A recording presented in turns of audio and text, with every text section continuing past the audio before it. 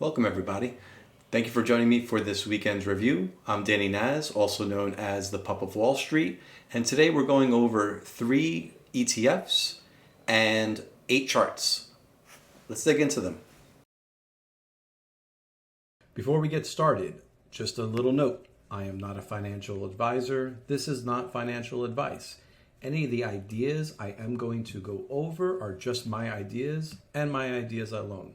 Please do your own due diligence on these charts. Here we go. First up is ARKK. So ARKK, Cathie Wood's flagship ETF. And so you can see we're breaking out of our 1-2 wedge here.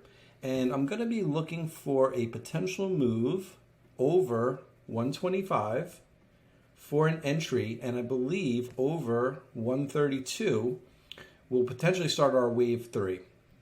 And so if we see our wave 3, we could have a potential wave 1, 2, 3, 4, 5 subways for our wave 3. So remember, stocks don't go up in one straight line, and they generally move in waves. And so that's what I'm looking for here in ARKK. More importantly, I want to see that close over 125. You know, we did have 4 days here that we closed over the year-to-date anchored VWAP, and we did have this break above the RSI 50 mark on the daily chart. So I'm hopeful here. Growth stocks do look ready and primed to move. So that's what I'm looking for on the ARKK ETF. Next up is IWM. So IWM is our small cap fund, and as you all know, or if you don't know, you should know, we are starting to break out on the small caps here. So let me grab my little tool, and you could see on Tuesday we had a nice hammer right into 234.53. Then we had a beautiful breakout on Wednesday. We had an indecisive candle on Thursday, and then we had a spinning top right here at the 1272 extension at 241. So 241.56. So what I'd like to see is us to close over 241.56. I'll close over 241.56. And then we could see 250.49. Moving on to our last ETF, that would be JETS. So let me squish this down a little bit. And so you can see JETS is setting up in a nice symmetrical wedge here. And we had a nice gap up right to the anchored VWAP, the year-to-date anchored VWAP. And just so you know, we anchor right here to that year-to-date. It is a valid level.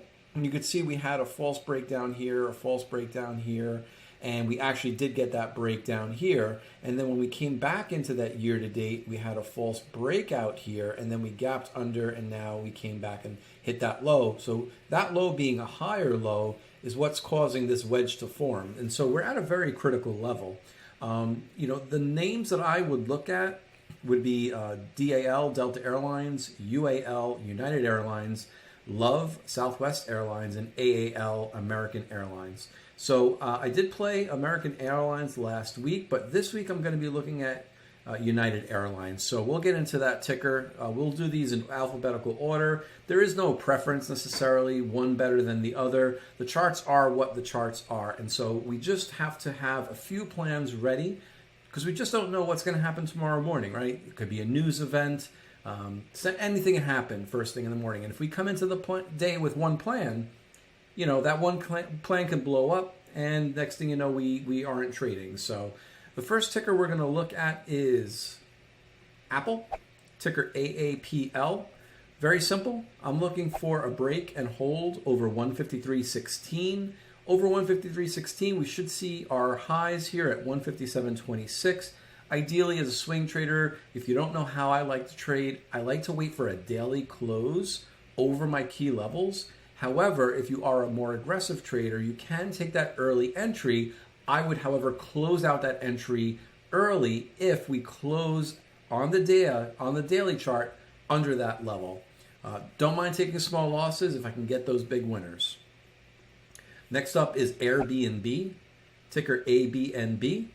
And you could see we had a beautiful, let me turn on this other data. This shows our earnings. you can see we had a beautiful earnings gap up. Now, when we have these earnings gap up, what I like to do is I'll right click on this in my TrendSpider platform and I'll create an anchored VWAP right there. Now, you're not going to see anything show up just yet. What's going to happen tomorrow is an anchored VWAP is going to start building off of this candle. And this is basically what I like to consider a power earnings gap up, a peg play. And I really love these peg plays. So the one thing I'm going to be looking for on Airbnb, I want to see consolidation here. I don't want to necessarily see a continuation to the upside, because the more it continues to the upside now, the more likely that it's going to run out of gas and it's going to just come right back down. So I'd like to see some consolidation along that anchored VWAP. It might break below it. It could break above it. It might play around like that for a week or two. But I have a position, full disclosure, in Airbnb. It is in Commons. I've been building that position since we broke out of this anchored VWAP back here. And that really, the main crux of that decision was this double bottom that I saw right here. And so I was just waiting, can we get a close over this year-to-date anchored VWAP? And we certainly did. And not only did we get a close over it, we got the retest and another retest before making a higher low right into earnings, and then we're gapping up. So that's what I'm really looking for on Airbnb. If we do continue to the upside, and you are already in this, of course, I wouldn't tell you to chase this trade if you're not. But if you are, the levels I'm going to be watching for, if 200 holds, would be 208, 216, 222, and then, which is back near the highs, and then 227. All right, next up is CAT, C-A-T. Was just talking with Stock Talks about this on Twitter Spaces. So yeah, so the infrastructure bill passed. Let me look at my notes real quick. So the infrastructure did pass. It was a $1.2 trillion infrastructure bill, passed with bipartisan support. 40% of CAT's revenue does come from the U.S., and I really do feel that they are well positioned to take advantage of this infrastructure bill. The one thing to note, and I didn't have this up here, and let me just throw it up real quick. If I add on this widget right here, I'm going to show you the seasonality for Caterpillar. And this is really important. So if I make this larger, the seasonality is at its highest for Caterpillar. In the last 50 years, November is always its biggest month. And so when you take that data and you put it with the infrastructure bill being passed, to me, that's a pretty bullish sign for Caterpillar. So that's one of the reasons why Caterpillar is making my list this week. It's not letting me close this out. There we go. And so what I'm looking at here on Caterpillar is a potential finish of an ABC corrective wave and a 1-2, potentially 1-2 right here. And so if this is a 1-2-1-2 setup, I'm going to be watching for my target 3 zone up around 224, potentially extending up to 231. Okay, next up is Lucid, LCID. This is going to be another one I will say, if you're not already in this, it is risky to be playing this stock on this move. I'm already in this trade. I just moved my Fibonacci levels here. Let me fix that. And and so we broke that 1618 at 3759 off that inverse head and shoulders. And so what I'm going to be watching for is, can we break above 42.72? If we can break above 42.72, then I think we're going to head to the 2618 extension. And that's right around $51. Of course, $50 being a psychological resistance level. So I would say let's target 50 on this move. And of course, from the measured move off the neckline, that brings us right to our 2618 extension. So these levels are really aligning for me. The breakout is really powerful. We had a nice breakout here. We had a consolidative move for 4 days, 5 days, and now we're pushing back higher on Friday. So we do have earnings, let's see, here on the 15th. So I do think we will continue to run into earnings, but I would not be holding through earnings. Not with this type of move. All right, next up is OKTA, OKTA. This is a stock I haven't talked about in quite a long time. more than a year, and you can see why. We're in this very long, year-long consolidation, and even inside the consolidation zone, we're now forming a symmetrical wedge right here. So what I'm looking for on OKTA is a break over 265.07. If we get that break over 265.07, then 273 and 278 would be my first targets above, and then 285, 294, and then potentially 300 above that. Now keep in mind, we do have earnings here on December 1st. So there is a bit of time for this to run, but if we do get that breakout over 265 and we get this break on RSI, I do think we're well poised to make a run here. Next up is Qualcomm. So Qualcomm already gapped up on earnings, and then the day after, we just absolutely beasted right to our all-time highs here at 167.94. This is, again, another one I'm not necessarily going to chase here. Look at the RSI. The RSI is, man, it's probably like close to 100, maybe like 95, 97. So you're probably asking me like, Pup, why are you even bringing this up if it's already too high and I can't even buy it? Well, the reason is I want to make sure that this is on your radar, because if we get a rejection off of this 167.94 and we come back down and test this year-to-date, this gap up, this peg gap up anchored VWAP, then that might be a place to look to enter for a potential bounce back up to 167. So again, keep Qualcomm, QCOM on your radar, but I'm not saying necessarily to chase up here if you're not already in.